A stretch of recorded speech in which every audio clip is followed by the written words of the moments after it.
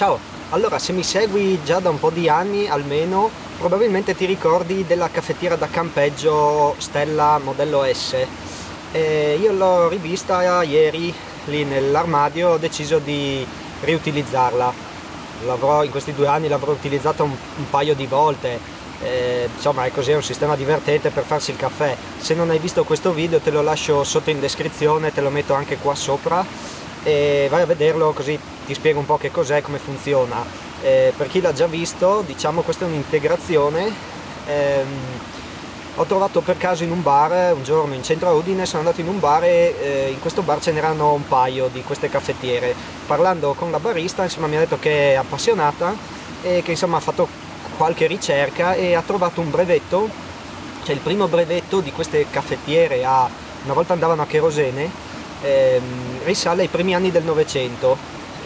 La mia credo sia degli anni 40, era dei miei nonni, quindi credo sia di quegli anni lì. Le prime però sono state inventate e costruite nei primi del Novecento, erano in ottone o in rame, e sembra che abbiano avuto un grosso sviluppo durante la prima guerra mondiale, in quanto permettevano ai soldati di farsi il caffè al fronte.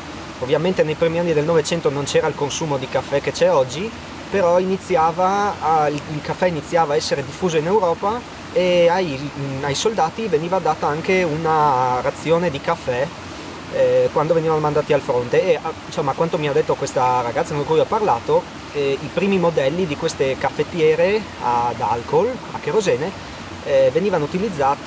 sono stati utilizzati nella prima guerra mondiale. Ora io ovviamente non uso il cherosene, utilizzo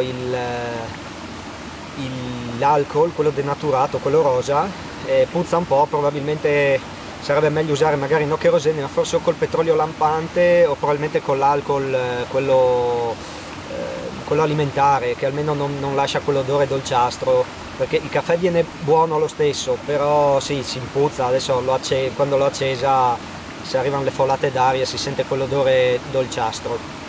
Allora spero che questo video ti sia piaciuto e ti saluto da questo bellissimo posto. Ti ricordo, se non l'hai già fatto, di iscriverti al canale, seguimi sui profili social, lascia un commento, un mi piace se il video ti è piaciuto. Noi ci vediamo nel prossimo. Ciao, a presto!